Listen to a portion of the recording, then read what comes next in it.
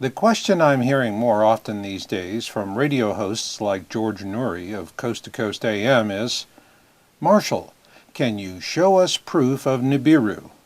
And that's a fair question because George has been following our work on the images we've been capturing from a surveillance camera mounted atop the Turrialba volcano in Costa Rica since we released our first video, Object of Interest as Seen from the Turrialba volcano, on February 11th, 2013. The reason why I get these questions is what these hosts are getting in terms of pushback from self-appointed debunkers. So what are the debunkers saying? It's the planet Venus, as shown here in a recent early morning observation. Or that it's a sundog, a scientific term for a bright circular spot or solar halo beside the sun.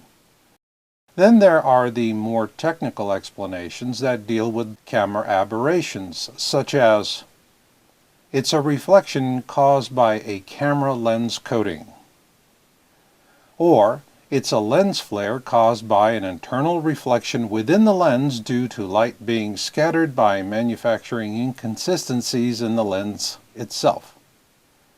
And finally, it's light bouncing off the front of the lens and onto the back of the outdoor camera housing window. So how do these debunkers come up with these scientific-sounding explanations?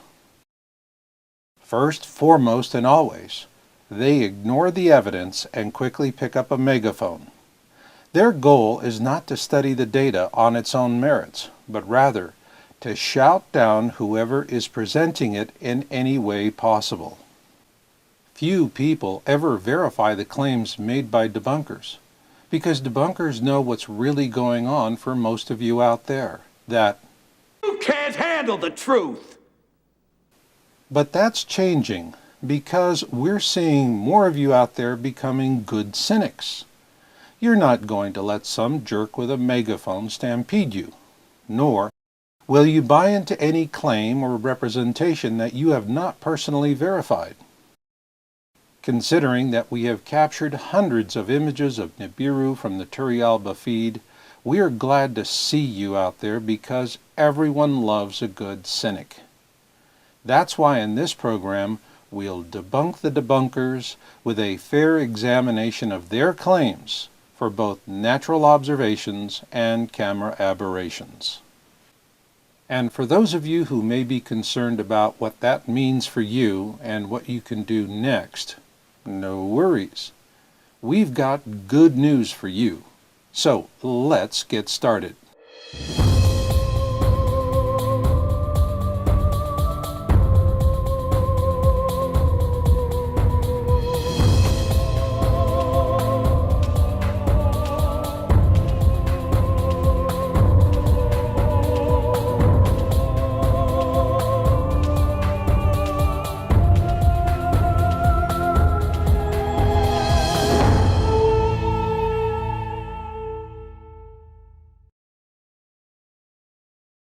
A popular term in the public lexicon these days is sundogs, and this started back in 2003 when paid disinformationalists learned that the poor resolution and imaging systems of these early camera cell phones could be used to create bogus sundog images.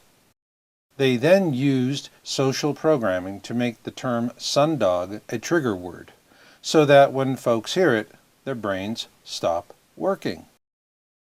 This social programming campaign ended after Apple brought out the first iPhone in 2007, due to the superior imaging capabilities of modern smartphones. However, the social programming trigger was already well entrenched by that time. So with that in mind, let's compare actual sundogs with actual images from Turrialba. Here you see an actual sundog to the left, and to the right, images from 3 different surveillance camera systems at Turrialba. Sundogs are natural observations, which means you can see what your camera sees. As you look at this series of sundog images, compare them with the Turrialba images, and you'll see no evidence of sundogs.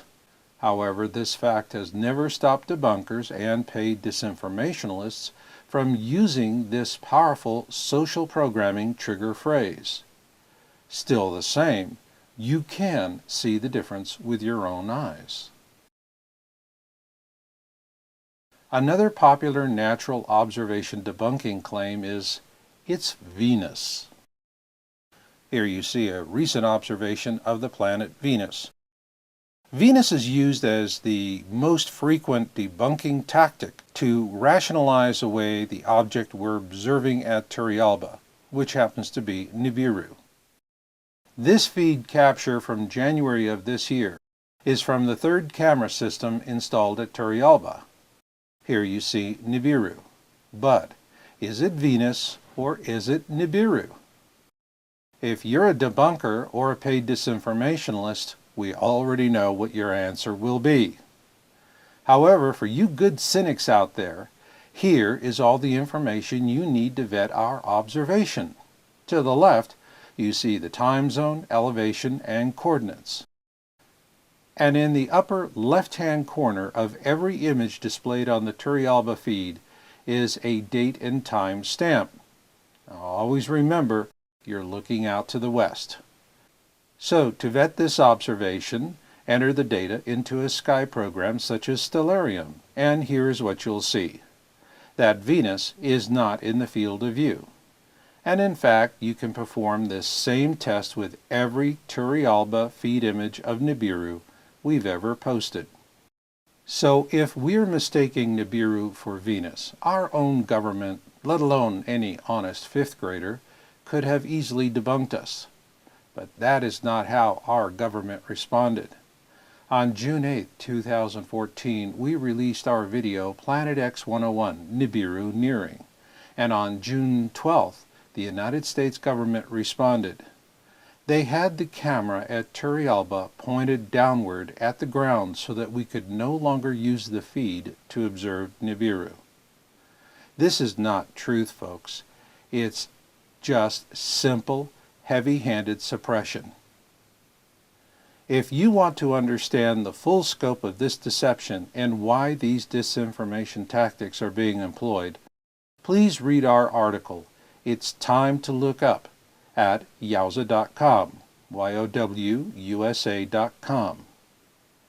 With that in mind, let's move on to the next debunking category, camera aberrations.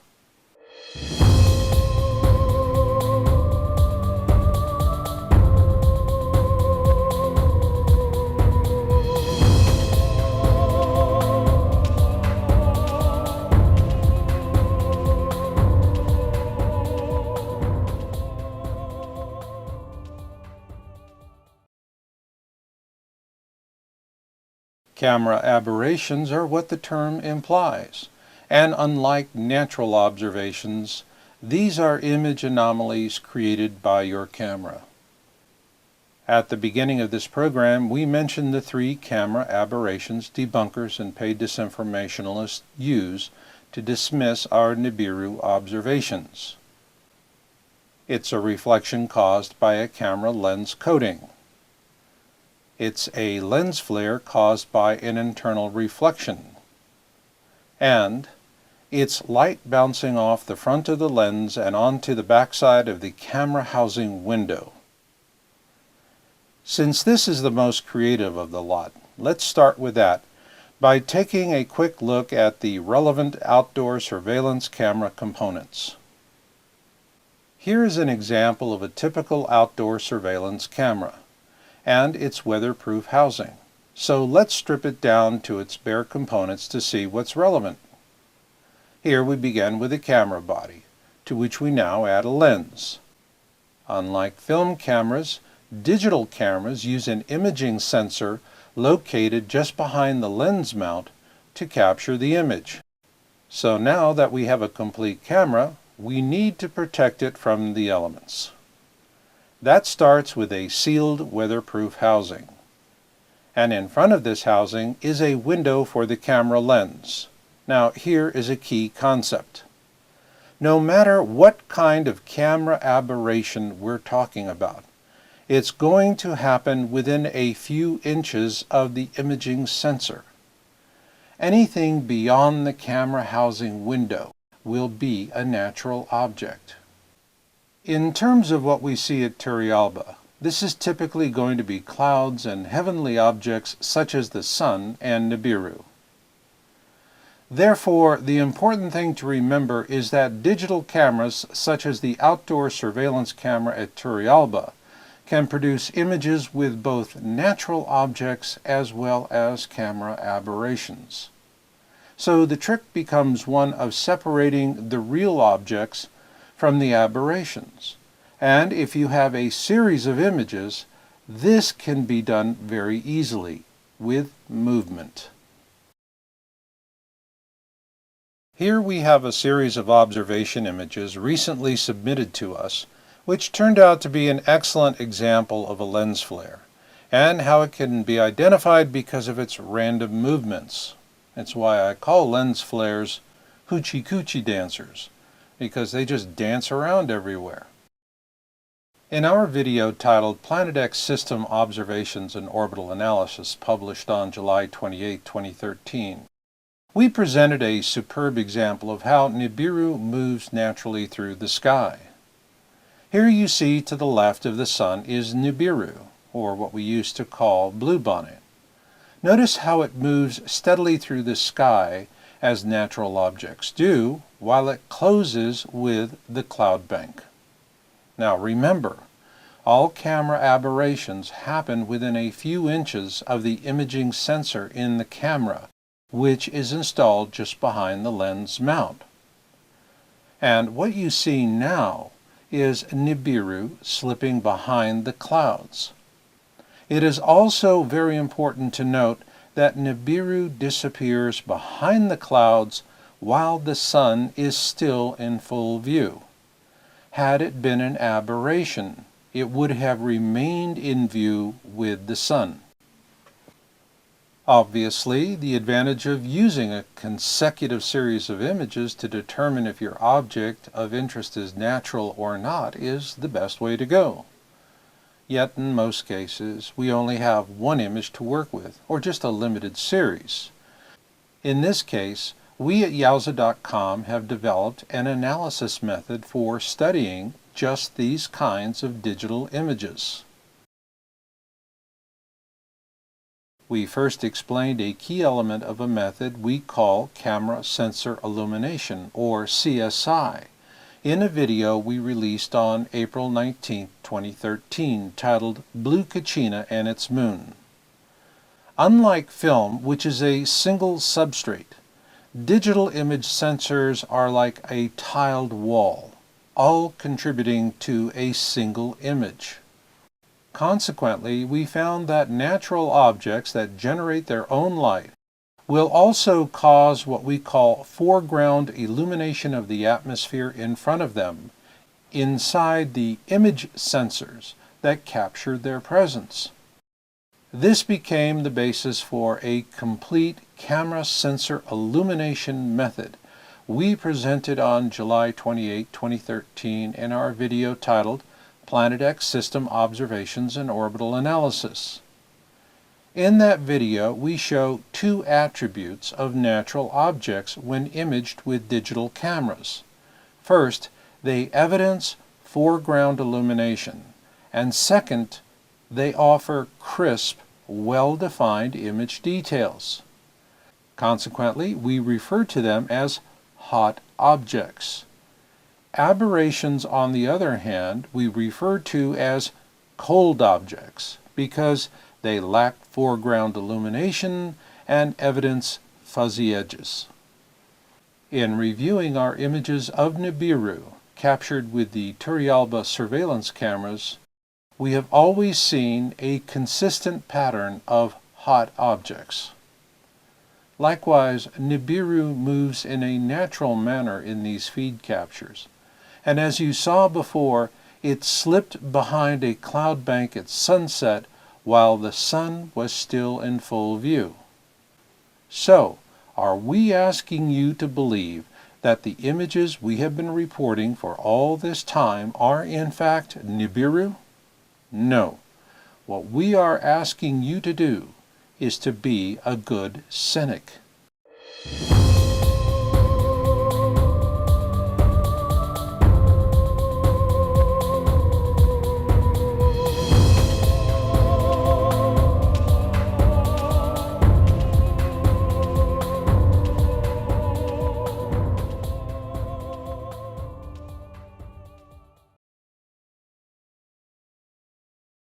If you are new to this topic, you're no doubt wondering how much time you will need to invest to gain a mastery of it. Unfortunately, with so much disinformation out there to sort through, it can take as much as 3 years to gain a satisfying mastery of the topic. This is why we created the Planet X 101 series. The first 4 episodes in this series literally compress 3 years of independent study into just 3 hours of instruction. Complete these 4 episodes and you will have a satisfying mastery of the topic. Who, what, when, where, why, and how is the best place to start, because it is designed to give you a solid foundation upon which you can build from. From there, Deep Impact shows you the most immediate concern with a Planet X system flyby, namely a deep impact event that will devastate coastal cities with a massive wall of water, such as that depicted in the movie Deep Impact. Then you'll be ready for Nibiru nearing. This is the episode that prompted the United States government to render the surveillance camera feed at Turrialba useless for the purpose of observing Nibiru. And then you'll be ready for the next video, Pole shift, and the big what-if question, how will it happen? Also in this video, you'll see documented proof that our government has in fact admitted to the existence of Planet X and that we live in a binary star system. Once you've completed this series of instruction, you'll be ready to take action. If you're ready to become a part of the solution, visit yowza.com, that's YOWUSA.com, and read It's Time to Look Up. In that article, we ask you to begin looking up at the sky, and we show you how to make a verifiable observation report. The rules are simple. You must make a naked eye observation, sending us a picture your friend took, or something that you found after looking at an image you had captured with your camera is of no value to us. Next, send us the raw image file from the camera, and please note, it needs to have a minimum resolution of 8 megapixels in order for us to conduct a proper camera sensor illumination analysis. And most importantly, you must come forward. We do not publish anonymous reports. You must give us a telephonic interview to explain what you have observed, and then give us your permission to publish that interview along with your real name and the city or general location in which you made the observation. So if you feel that you've seen Nibiru in the sky, contact us at info@yowza.com with your report. And remember, you must look before sunset and to the west. And I'll leave it on that note. So until the next time we meet, remember Marshall's motto: destiny comes to those who listen and fate finds the rest. So learn what you can learn, do what you can do, and never give up hope. This is Marshall, and I'll catch you on the backside.